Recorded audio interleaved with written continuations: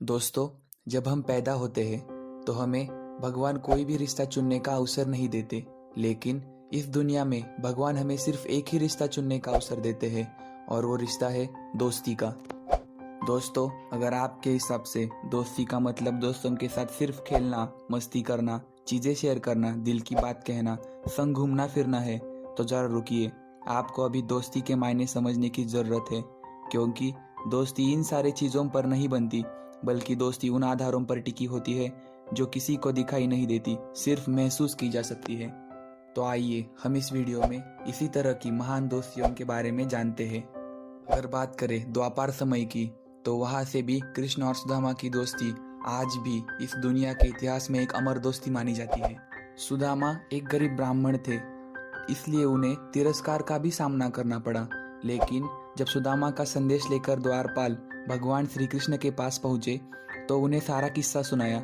जब भगवान को यह पता चला कि उनका दोस्त सुदामा उनसे मिलने आया है, तो श्री कृष्ण बिना मुकुट और नंगे पैरों से सुदामा को मिलने के लिए पहुंचे। और इतना ही नहीं, इतने बड़े राजा होने के बावजूद भी उन्होंने अपने दोस्त का अपने महल में खुद स्वागत किया। तो दोस्तों, इसी से ये साबित होता है कि दोस्ती कभी परिस्थितियों के आधार पर नहीं की जा सकती। दोस्ती सिर्फ एक मन का धागा है। तो दोस्ती किस तरह से निभाई जाती है, इसके बारे में भगवान श्री कृष्ण खुद स्वयं हमें बताते हैं। तो आइए हम एक और महान दोस्ती के बारे में जानते हैं, और वो दोस्ती है छत्रपति संभाजी महाराज और कवि कलश जी के बारे में।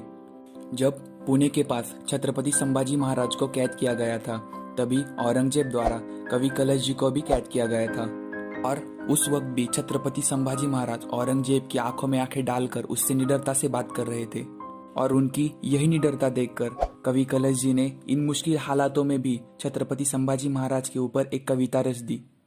राजन हो तुम सांच खरे, खूब लड़े तुम जंग, देख तब चंड प्रताप जही, तखत तेजत अवरंग। तो इस तरह से कवि कलश जी ने छत्रपति संभाजी महाराज को आखिरी वक्त तक साथ दिया। और इस तरह से कवि कलश जी ने और छत्रपति संभाजी महाराज ने अखंड दोस्ती का पाठ इतिहास में रच दिया।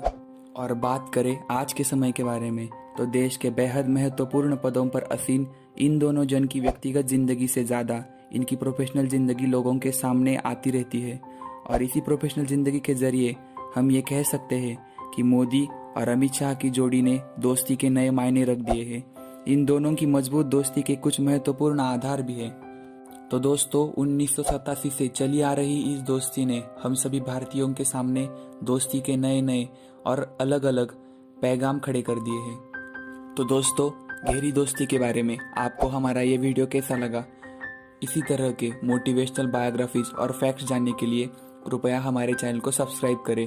आपका बहुमूल्य समय देने के लिए बहुत बहुत धन्यवाद।